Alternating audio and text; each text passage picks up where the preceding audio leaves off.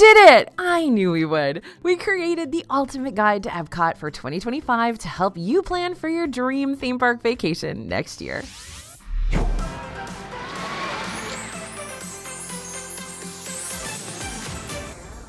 Hey everybody, it's AJ for Disney Food Blog, and I'm sorry I've been battling a little cold. It's one of those week that time forgot colds where, the week between Christmas and New Year's and you just don't even know what's going on, and apparently I'm taking a bunch of antibiotics and stuff, so I apologize. But today we're exploring the Disney World theme park that's the keeper of so many of my favorite foods and attractions and memories and nostalgia and events and vibes. It's Epcot. Epcot has received a lot of major changes over these past few years, and while there's still more changes to go, it's gonna simmer down for a bit while the other three parks enter into big old construction mode. And that means 2025 could be the perfect time to explore Epcot while it's looking fresher and more vibrant than ever. But let's not get ahead of ourselves. Let's jump into this ultimate guide and learn exactly how to tackle this park for a next year's adventure or for a venture down the road.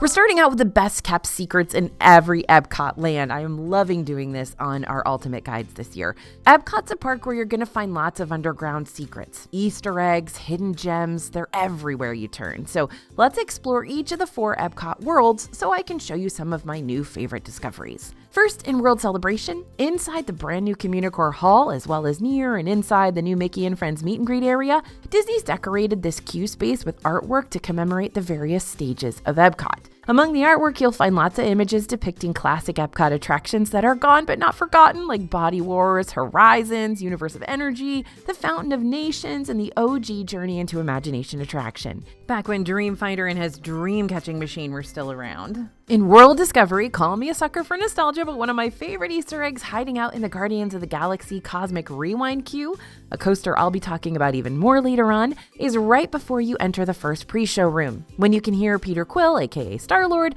reminisce about Epcot of the past. You see, it's been a hot minute since Quail's actually been to Epcot, like since back in the 80s, so it seems that someone's gonna have to break it to him that Horizons, Universe of Energy, and Kitchen Cabaret, oh bless, are no longer with us, even though those are the attractions that he seems to be the most excited about revisiting. Same, Star-Lord, same. Now, on top of Quill's throwback, you'll also experience quite a few other throwbacks for Epcot attractions of the past throughout the queue and the ride. In the middle of the queue, you'll come across an energy schematic referred to as Maelstrom, the ride replaced by Frozen Ever After, as we know. And you can also hear a bit of what sounds like an electric guitar version of the old Universe of Energy theme song as the Guardians fly into space right at the start of the ride. Listen for when the Celestial says, "What is that noise?" Honestly, Cosmic Rewind has quite a few Easter eggs surrounding the old Universe of Energy ride, which makes sense considering Cosmic Rewind now stands where Universe of Energy used to reside. Now, World Nature is next. Back in 2023, Journey of Water, inspired by Moana, made its grand debut inside the World Nature area. This is an immersive, self-guided attraction that lets you interact with living water experiences while also learning about the natural water cycle. Along with playing in and with water, you can also track down familiar characters and shapes carved into the rockwork, depicting characters and important items that are featured in the Moana movie franchise. But I'm not here to talk about hidden characters, I'm here to talk about hidden bathrooms. In the middle of this immersive experience, right before you reach the towering Te Fiti Goddess, you'll find a sign on your left-hand side pointing you down a small path toward the Journey of Water restroom. While this is just a single stall with a toilet and urinal, the walls of this restroom are striking with shining ocean blue tiles worthy of a wayfarer. To be fair, I probably wouldn't go out of my way just to look at bathroom tiles, but if you're in the middle of Journey of Water and you're suddenly struck with a bathroom emergency, it's super nice to know you don't have to rush through the attraction just to find the nearest option. Now, do I really have to pick just one World Showcase secret to expose? Because there are so many. I hope you're watching our Epcot playlists because I love to talk about all the little things hidden throughout World Showcase. So for now, I'll just pick the one that involves deception, drama, and murder. Okay, not really, but inside the Germany Pavilion's tiny train town, anything can happen. The misadventures of the tiny train town citizens always make our imaginations run wild, which is why we've basically got a fan-made soap opera going on for it via the DFB website and our social media channels. We've even got fan shirts on the dfbstore.com website for all you tiny train town supporters out there. But even if you're not into the narrative like we are, that's okay. This tiny train town is still worth checking out to see all its many seasonal changes. the people that volunteer to take care of Tiny Train Town do such a phenomenal job. We absolutely adore that they do this for Epcot fans everywhere, all the time. Depending on the festival currently taking place, the Tiny Train Town will deck the village with themed flags and train decals, sometimes even little tiny festival booths. It's amazing. I could stare at it all day. Welcome to DFB News. I am your host, AJ, here with my co-host, Bria, and we're coming to you sort of live to give you the Epcot news for what you should expect to see coming to this park in 2025. Now, here's Bria with the latest on what's new. Bria? Thanks, AJ. This just in, Test Track 3.0 will finally be opening summer 2025 after a massive overhaul, transforming it into a ride that celebrates transportation throughout the ages, with hopefully many flashbacks to the classic World of Motion ride from back in the day. Stay tuned for updates for when this ride is expected to officially open inside the World Discovery area. Along with the new test track, a brand new Spaceship Earth Lounge will also be making its debut over in World Celebration and is slated to open in late spring 2025. And now, back to AJ with the news on closures. Thanks, Bria. The Grand Fiesta Tour, starring the three Caballeros in the Mexico Pavilion, closed for refurbishments on January 6, 2025. According to Disney, the Epcot attraction will be closed for just over 2 months, with a scheduled reopening date on March 15, 2025. That's AJ and Bria with the latest. Thank you and good night. Actually, no, not good night. This is just the beginning of the video. I just got too caught up in my news anchor role. Okay, Epcot's got a variety of rides, and of those rides, you can either expect something slow-going, educational, and relaxing, or something that'll, jostle you around so much that your stomach's not going to know what hit it. So what I'm going to do today is list out all of Epcot's rides, starting with the ones that are the most chill, and ending with the ones that'll give you the most thrill. Before we begin, I just want to give you a heads up that I might name drop Lightning Lanes 1 or 2 times during this point, which is Disney's premium ride line bypassing service. But if you want to learn more about Lightning Lanes later on, without it taking up the rest of today's video, just head over to our Lightning Lanes playlist featured on our channel whenever you get the chance. All right, now on to the chill to thrill rankings. The most chill, Grand Fiesta Tour and Living with the Land. Both Grand Fiesta Tour and Living with the Land are easygoing boat attractions that are more zen-like than adrenaline-inducing. Typically, the lines for both of these attractions don't get too terribly long, but we do start to see spikes for them toward the end of the holiday season, just because ride lines spike for everything when you're getting close to Christmas.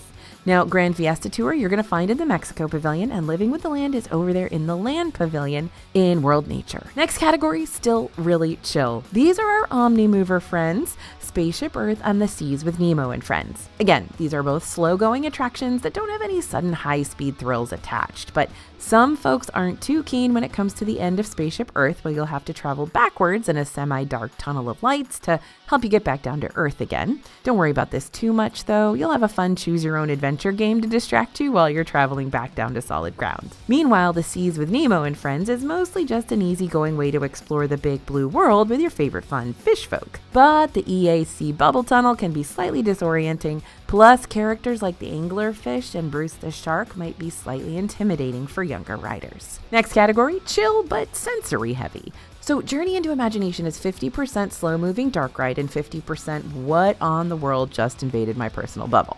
Scenes like the Smell Lab, where you'll suddenly be sprayed with a temporary skunk scent, sorry, spoiler alert, or the final scene right after Figment's Upside Down Fun House, where you'll be blasted with air before the big and colorful Imagination reveal, might be a little too much immersiveness for the super sensors. And then there's the creepy Nigel Channing moon face, which is a sensory overload for just about everybody. Next category, mostly chill with tiny thrills. Frozen Ever After. I wouldn't say Frozen Ever After is a thrill ride by any means. It's a ride that's good for all ages and is mostly a slow and steady boat attraction featuring your favorite Frozen friends. However, when you're in Elsa's Ice Palace, there will be a moment where your boat will be sent backwards on the track for a bit, leading you to a slight, very slight drop after you see the giant marshmallow animatronic. Next category, chill, but too thrilling for some.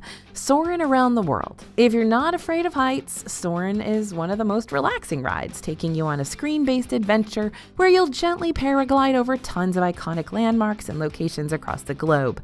However, this ride will lift you up pretty high in the air, with the third row getting as high as 30 feet. and the first row getting as high as 50 feet. So if heights make you nervous, you may want to ask a cast member toward the front of the attraction if you can get a seat on the third row for a ride through that's a little less intense. Though I will say I thoroughly enjoy row 1 a whole lot more just because you don't have feet dangling in your face. Next category, sorta kinda thrilling in parts. Remy's Ratatouille Adventure. Maybe thrilling isn't the right word for Remy's since it's a trackless dark ride with no height requirements, but I will say getting chased around the kitchen by Chef Skinner while you're shrunk down to the size of a rat and then, going under the oven and it being really, really hot under there does make me wonder if Remy and friends started needing to go to therapy after the events of the Ratatouille film took place. For full-on thrills, we're going to Guardians of the Galaxy Cosmic Rewind. Guardians is Epcot's only roller coaster. It's going to take you spinning and helixing and launching backwards across the galaxy while randomly chosen 80s song plays in the background.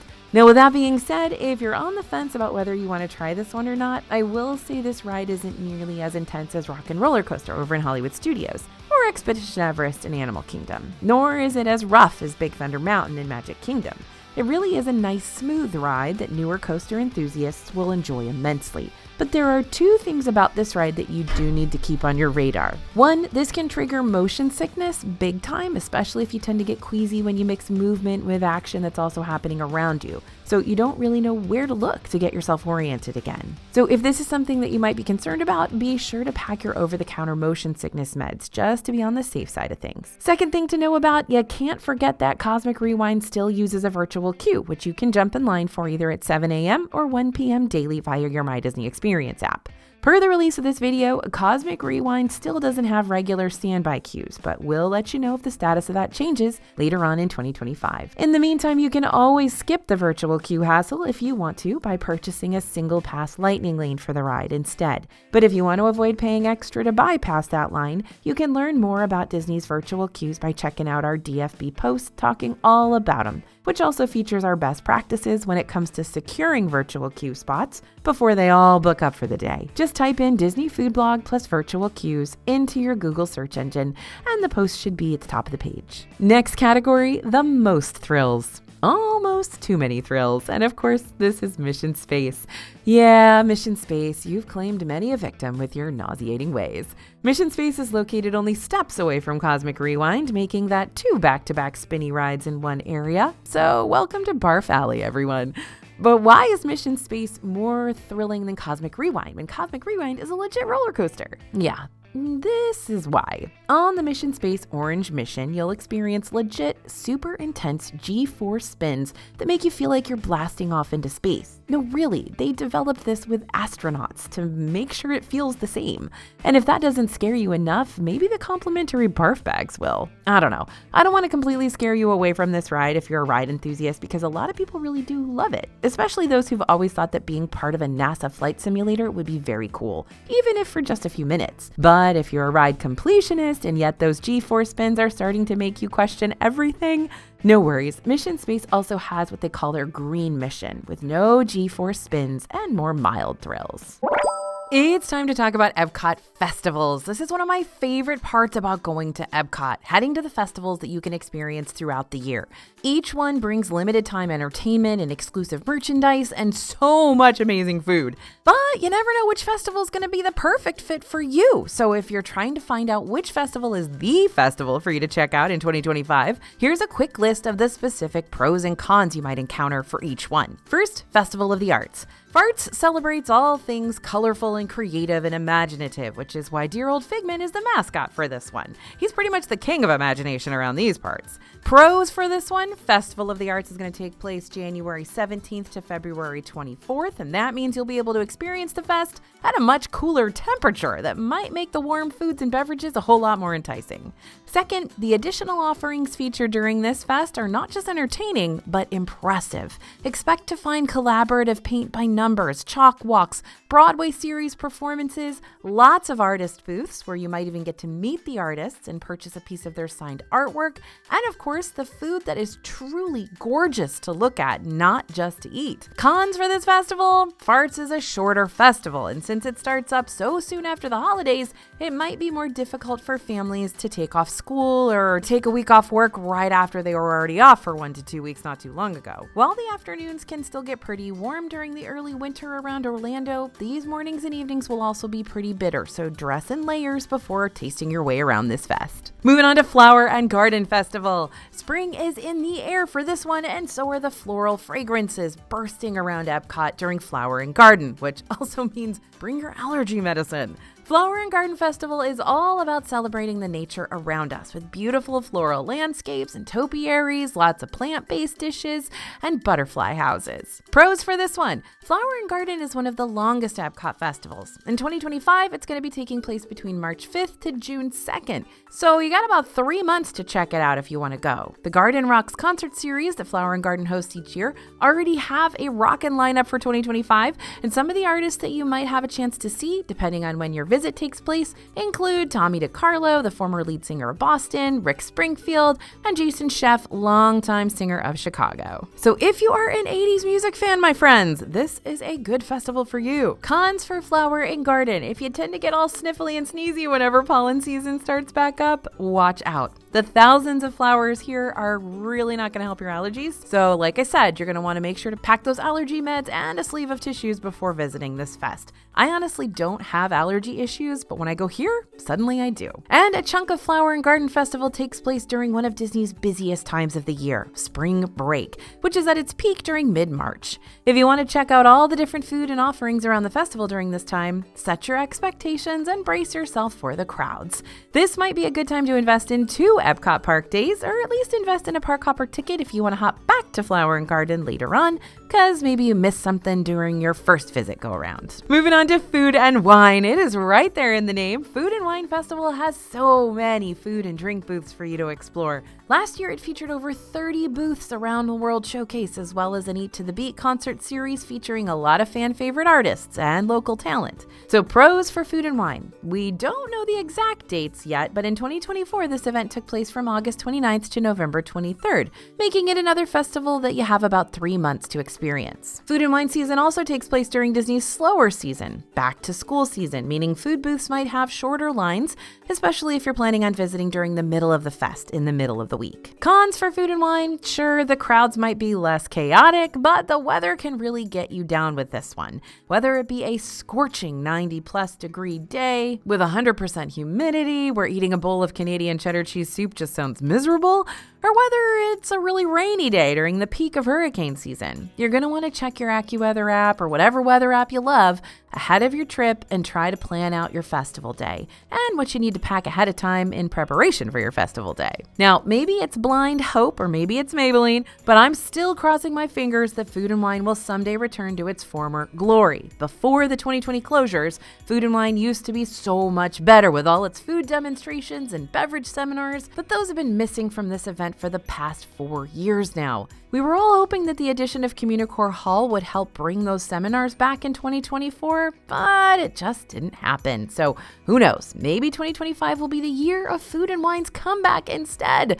Only time will tell. Festival of the Holidays is next. 'Tis the season to be jolly. Festival of the Holidays is my favorite Epcot festival, and why wouldn't it be? It's such a cozy event filled with good tidings and cheer and lots of cookies to go around. There's so much to do during Festival of the Holidays. In fact, each pavilion has its own holiday storytellers where you get to learn about that country's own traditions and lore that go beyond just Santa Claus and flying reindeer. Festival of the Holidays also hosts the most popular concert event of the Epcot year, the Candlelight Processional, where a celebrity narrator tells the story of Christmas alongside a cast member-led choir and 50-piece orchestra. Cons for this one. Again, we don't know the exact dates for Festival of the Holidays for 2025, but usually this event starts up after Thanksgiving and runs until the end of the year. The downside of this is that Magic Kingdom's and Hollywood Studios holiday parties start up in early November, so if you're planning to hit up one of those holiday parties when the prices are lower and the crowds might be more bearable, you'll be missing out on the Festival of the Holidays excitement.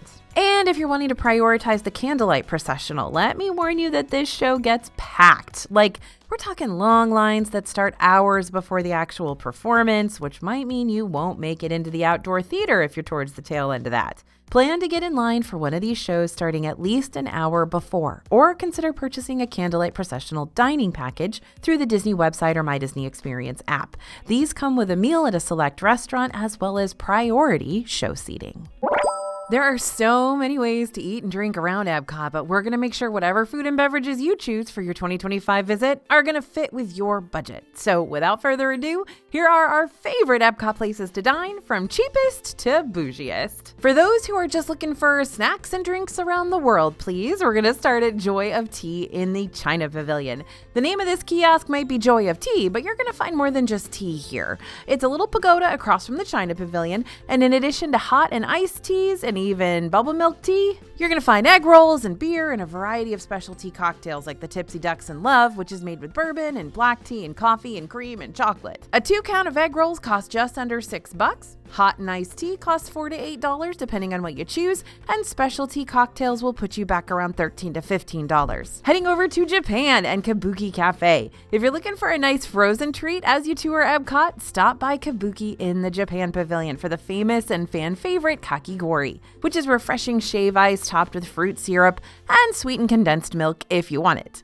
The menu also features snack-sized portions of sushi and ice-cold beverages, including frozen Kirin beer and sake slushy cocktails just for grown-ups. Kakigori costs about $6 or $7.50 if you want the sweetened condensed milk, but a sake slushy will double that price at $12. Karamelkusha, which is German for caramel kitchen, is a cozy shop that lures you in with the sweet smell of buttery caramel right there in the Germany Pavilion. Once you're inside, you're going to have a difficult choice to make, my friends. Which of these fresh sweets will you be choosing behind those glass counters? You've got options like caramel squares, caramel cookies, caramel covered fruit and apples, caramel cupcakes, caramel butter bars, all of it, all the caramel all the time. Treats at Karamelkusha really range in price depending on what you choose. The caramel popcorn here costs about $8. The decorative caramel apple costs $14. The butter bars cost just over $5, great deal. And the 4-count of caramel mini squares is $8. By the way, we are still tracking how you guys want me to say caramel with caramel or caramel. We switch back and forth between the two depending on how fancy we feel that day. So I want to know what you think is the right way. I know I keep asking you, but we tend to get 50-50 responses. Heading over to Norway, we're going to hit Kringla Bakery Og Cafe next on our snacks and drinks around the world. Nestled next to the Stave Church in the Norway Pavilion is Kringla Bakery Og Cafe, or Kringla for short. One of the biggest draws to Kringla are the freshly baked desserts like the coconut sprinkled school bread and the buttery and cinnamony lefse potato bread, but those who are 21 and over can also order the draft Nordic beers and specialty cocktails like the frozen Viking coffee made with Bailey's Irish cream liqueur, Gamora coffee liqueur, coffee chocolate sauce, and a coffee chocolate crunch garnish. The Norwegian treats at Kringla range from $4 to $8, while the alcoholic beverages range from $13 to $16. Over in Mexico, we're going to head to La Cava del Tequila next. I always felt like I had a strong appreciation for the margarita before, and then La Cava del Tequila opened in 2009 in the Mexico Pavilion. Ever since, my expectations for margs have been sky high, because La Cava sets the bar to the nth degree. By the way, did you know we share a birthday? La Cava and Disney Food Blog both started up in 2009. So La Cava is home to over 200 tequilas and unique margaritas and exclusive celebrity-inspired drinks as well. But we don't just come here for the drinks. We also come for the tapas-style snacks, especially the chips and queso, which I can sit there and eat all day long. Specialty drinks at La Cava can get real pricey, so expect to pay $18 to $27 plus for each. In the France Pavilion, we're headed to l'Artisan de Glace. So this serves 16 flavors of house-made ice cream and sorbet, including one of my favorite treats in all of Disney World, the brioche ice cream sandwich. The 21 and over crowd can also enjoy the ice cream martinis here, and the Artisan special ice cream goodies cost around $9 to $11, but the martini's gonna put you back $15. By the way, if you're wanting to attempt the fan-made Drinking Around the World challenge next time you're in EPCOT, I've got just the resource you need to help you keep from wasting your money on bad drink after bad drink. Scan the QR code you see on the screen now or head to disneyfoodblog.com/worlddrinks to pick up our free Drinking Around the World guide, which gives you our top drink picks in each World Showcase pavilion, as well as a detailed map to help you find them all. We love a drink map. That's right, you can always depend on Disney Food Blog to get you where you need to go when you're drinking around the world. All right, let's take things one step up budget-wise. Maybe you want to keep things affordable and quick, but you're willing to eat a little bit more than just snacks and drinks. Starting out with this one at Connections Cafe and Eatery. There are two sides to Connections in World Celebration. Connections Cafe serves Starbucks drinks and bakery goods, and Connections Eatery has theme park staples along with a few globally inspired cuisines like the French Bistro Burger, Margarita Pizza, and General Tso chicken salad. Entrees here are between $12 and $15. This is going to be a great place for a group that maybe has a lot of different kinds of eaters. This is where you're going to find your chicken tenders, plenty of food for the pickier eaters in your group, but you're also going to find a few more interesting options as well. So generally, this place is pretty boring to look at and sit in, but it does have a lot of options, so it's going to save your rear end in that way. Next on our list of keeping things affordable and quick is Sunshine Seasons. This is over in the Land Pavilion. And again, this one is going to please a lot of different palates, but it's going to have even more kind of unique options. Sunshine Seasons will be your best choice if you're looking for that sort of thing. This spot serves up options for picky eaters like pizza rolls and grilled chicken, as well as adventurous eaters like birria tacos and Mongolian beef. Entrees tend to cost around $11 to $14 here. Heading all the way over to the France Pavilion and World Showcase, I know that's quite a trek from Sunshine Seasons, we're going to Crêpes Emporter. Now this France Pavilion quick service window is where you can get delicious crepes on the fly. Here you're going to find both sweet crepes and savory galettes on the menu. Options like cream of brie cheese galette and the hazelnut and chocolate crepe are both going to serve different purposes, but there's going to be something for everyone here. There's also a selection of hard ciders and sparkling drinks and wines available if you want to complement your crepe with a refreshing adult beverage. Savory galettes, by the way, galettes are just it's the same thing as a crepe, it's just made with buckwheat, so it's just a little bit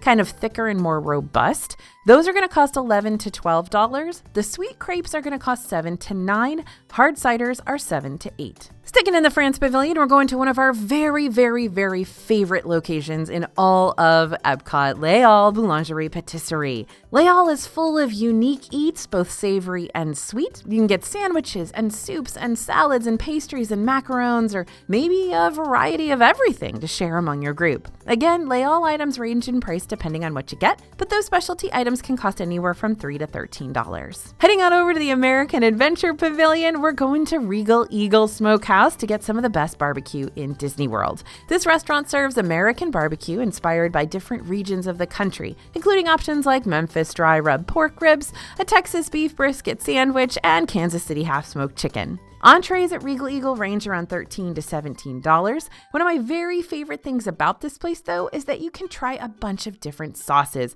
I am a sauce girl. I love sauces, and I love a bunch of different ones, and I love all-you-can-eat sauces. And that's kind of what you have here. Once you get your meal, you can go and get little cups of as many different kinds of sauces as you want, and you can get as much of it as you want. Love it! Now, if you don't want to pay $31 for fish and chips at Rose and Crown inside the UK Pavilion, you do not have to. Just check out the neighboring Yorkshire County Fish Shop window for a much cheaper fish and chips option for just over $13. Okay, dude, if you love dining dupes that'll save you money while eating around Disney, you're gonna love our brand new DFB Guide to Walt Disney World Dining. But I will just leave it at that for now because we've got to talk about the luminous fireworks for a minute. Yep, these are the options that we're going to recommend for folks who don't mind paying a little bit more for a fireworks view.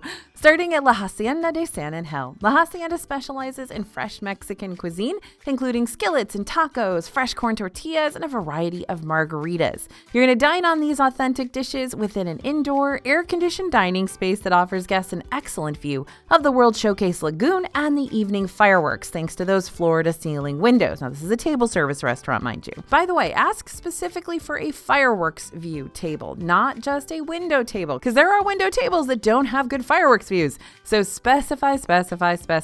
Fireworks view table, please. House specialties here tend to set you back $42 to $54. It's a little pricey for what you get. Regular entrees, $30 to $38. Or you can get yourself a giant old tomahawk steak for $120 at the moment, but that's just if you're really craving some Mexico Pavilion steak. Shiki Sai Sushi Izakaya is is a Japanese izakaya table service restaurant located in the Japan Pavilion on the second floor, right above the Mitsukoshi department store. For those of you who haven't been in Disney World for a little while, this is the new iteration of Tokyo Dining. It's what they kind of changed Tokyo Dining into. So depending on where you're seated, you might get some really awesome views of the World Showcase, and when the timing's right, the end of the night fireworks too. Now, even if you're not sitting next to one of the windows that look out across World Showcase Lagoon, you might still be seated at a table next to a digital window that moves and changes according to the time of year. And yes, these digital windows have their own fireworks display to dazzle you with too. It's very cool. Shiki-size prices are all over the place depending on what you want to try.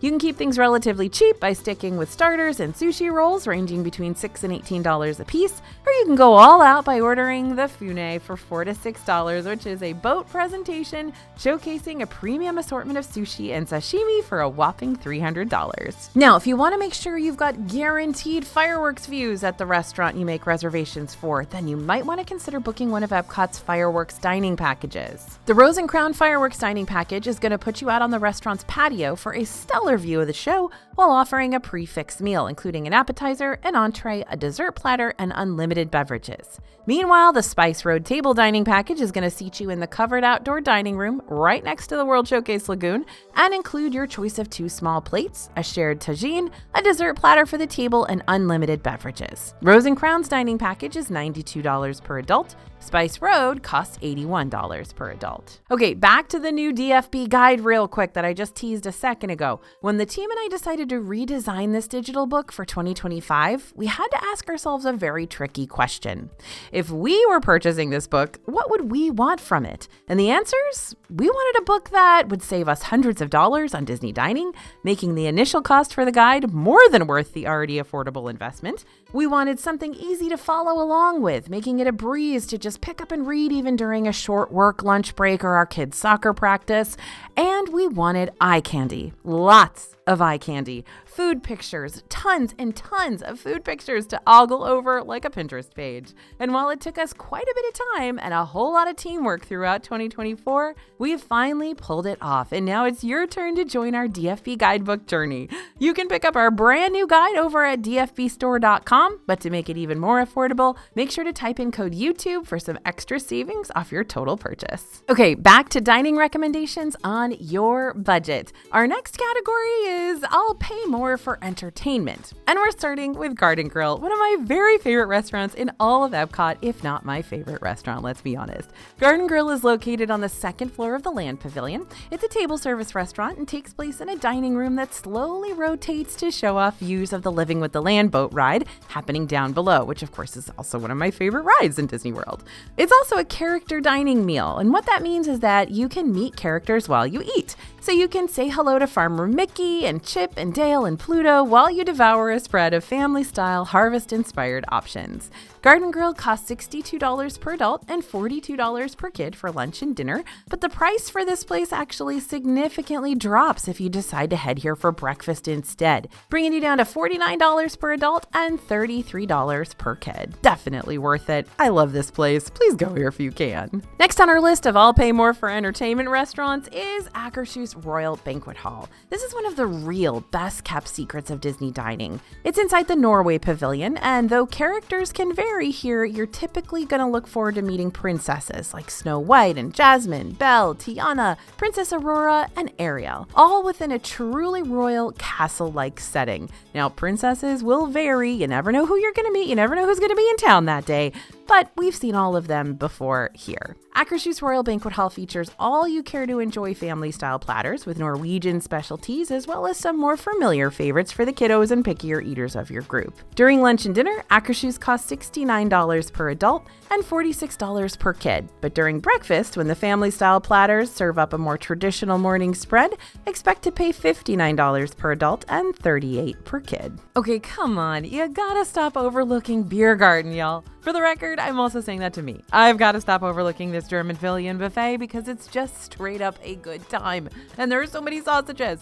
Now, the full buffet features favorite German dishes like bratwurst and spätzle and potato salad and more. And the dining room itself has a theater where German performers come out and showcase authentic Oktoberfest numbers. Biergarten costs $49 per adult and $28 per kid. And located inside Epcot's towering Mexico pyramid, San Angel Inn offers an authentic Mexican riverside dining experience in the midst of a vibrant village, all indoors. As you dine on options like tacos and enchiladas and margaritas, you'll also be able to watch passengers sail by on the Grand Fiesta Tour starring the Three Caballeros, when it's open, that is. Entrees at San Angel range between $18 and $54. Quite a jump there, but the cheaper prices are for more of the restaurant's plant-based options, like the ensalada Caesar, aka Caesar salad, and the huarache vegetariano. Now, for those of you who are willing to say, I will splurge for a once-in-a-lifetime dining experience, we're going to recommend Space 220. Space 220 is that futuristic restaurant that takes guests on a dining adventure 220 miles above Epcot. Before your dining adventure begins, you'll rocket into orbit, traveling up, up, up on a stellevator, and eventually wind up inside the Centauri space station with full panoramic views of space. Lunch and dinner is served multi-course, prefix style, with 2 courses for lunch and 3 for dinner. Lunch is going to start at $55 per adult, $29 per kid. Dinner is $79 per adult and $35 per kid. Or if you're able to grab reservations for the Space 220 Lounge, which is what I always try to do, you can order apps and drinks a la carte with flight bites ranging between $16 and $19. You can save a ton of money that way and still get to be up there in the sky with the same atmosphere that you get when you're doing the whole prefix meal thing. So that's my recommendation. And of course, Le Cellier's Steakhouse. But did I say something else was my favorite? This is definitely my favorite. I don't know. I love Garden Grill too. While Le Cellier's dining room is very small and themed to look as if you're dining in a Canadian wine cellar, the signature Canada Pavilion restaurant blows me away each time I dine here. I just love it, but I am a meat and potatoes kind of girl. The food is uniformly delicious with cooked to perfection steaks, cozy appetizers like the Canadian cheddar cheese soup that's been there forever, and definitely deserves its menu status, and other Canadian-inspired favorites like the signature poutine. Butcher's cuts at Le Cellier cost around $49 to $62, though you can order the 28-ounce ribeye for 2 for $120. But if you want that signature poutine, that's going to be way less of a dent in your wallet at only $17 and super shareable. Okay, now for those of you who are like, no, I mean it, I will splurge, then we've got 2 restaurants to tell you about that are going to take a much bigger toll on your wallet. Monsieur Paul is an ultra-high-end French-inspired dining experience where each meal starts off with a cocktail for of-age guests and then progresses through the 5 courses of the gastronomic meal of the French. The prefix menu at Monsieur Paul does cost a whopping $195 plus tax and gratuity. But if you're ready to get real bougie, a caviar experience is also available for an extra $110 on top of that. Big note here though, even though Monsieur Paul is located in a theme park, the restaurant requests that guests adhere to a dress code, which you can learn more about on our website by searching DisneyFoodblog.com plus dress code in your Google search engine. Also, since this is one of the quieter Disney World restaurants on property, children younger than 10 years old will not be allowed to dine here. That's a new rule in the past couple years, so heads up. Takumi Te, which means House of the Artisan, is inspired by Japan's natural beauty, and you're going to find it over on the first floor in the Mitsukoshi building of the Japan Pavilion. This high-end dining experience currently features a prefix menu consisting of 2 omakase multi-course meal options. Omakase means you leave your meal up to the chef to curate. The omnivorous Kiku meal for $250 per person includes plates that could feature sashimi, soups, a Wagyu beef roll, a selection of desserts, and more, while the plant-based Hasu menu also costs $250 per person, but offers up a greater variety of unique tofu, veggie, and fruit options instead. Okay, so we've been through the various different budgets for dining in Epcot and told you some of our favorites. Now it's time to move on to Epcot's freebies. Yeah, somebody did say free. Epcot's got a lot of free activities and souvenirs that I don't want you to miss out on, so let's check them all out right now. First, the international sodas at Club Cool. Over at Club Cool, right next to the flagship Creations shop, you can sample 8 different international sodas for free. Just grab yourself a little Coca-Cola sample cup and sip away on whichever flavors you want to try. Just be careful when it comes to the Beverly soda. Don't say we didn't warn you. The KidCot Fun Stops are next. Each World Showcase Pavilion has a KidCot Fun Stop where kids can collect activity cards specific to each pavilion's country that feature stickers and mini activities and fun facts. It's very cool. Now, when you enter the Sea Base building, which is the same place you'll exit after you ride aboard the Seas with Nemo and Friends, track down the kiosk on the first floor of the building to grab a Finding Dory's Friends interactive booklet. This booklet contains a self-guided scavenger hunt along with riddles and puzzles and, best of all, stickers. When you're strolling around the Tea Caddy shop in the UK pavilion, you might see a table off to the corner holding small plastic cups. On occasion, UK cast members will hand out samples of some of the Twinings tea and refreshers that they sell in the store. And you should download the free Play Disney Parks app just for the DuckTales World Showcase Adventure. Trust me on this one. DuckTales World Showcase Adventure is a free scavenger hunt-like game for both the young and the young at heart to play around the pavilions. This is a great thing to do when it's super crowded in Epcot and you don't want to wait in any lines. This throws you a legitimate interactive adventure filled with robots and golf balls and zombies and hidden swords and so much more. Now, if I bumped into someone at the grocery store and they asked me about Epcot in the middle of the produce aisle, here's how I would summarize it for them so I could be as helpful as possible without keeping them standing next to the carrots and bok choy all day long. Epcot is a park that, depending on your group, could take you half a day to experience because knocking out all the rides shouldn't be too terribly difficult, or it could take you 2 or more days to experience if you're wanting to really see everything, from the rides to the festival booths to the shows to all the little international shops around World Showcase. It's also a great park for even the casual Disney fan since there's a lot of emphasis on world travel, giving you the opportunity to sample your way through different countries and not be kind of bombarded by Disney. While some folks might claim it as the adult Disney park, that's not necessarily true. There are lots of fun things for the littles to do, from character meet and greets to all ages dark rides to even playing in the liquid layer splash pad for a little bit. That being said, if you're going on an adults only vacation and you can only choose 1 or 2 Disney parks to visit, I definitely recommend putting Epcot at the top of your list. Oh, Epcot, I hate to leave you so soon, but do not worry, we will be back. In the meantime, feel free to keep learning everything you can about this immersive park through our channel's Epcot playlist. And don't forget to grab our free Drinking Around the World guide over at disneyfoodblog.com/worlddrinks. Thanks for listening, everyone, and thanks for watching. It has been so much fun to talk Epcot with you all day today. As always, this is AJ for Disney Food Blog, and we'll see you real soon.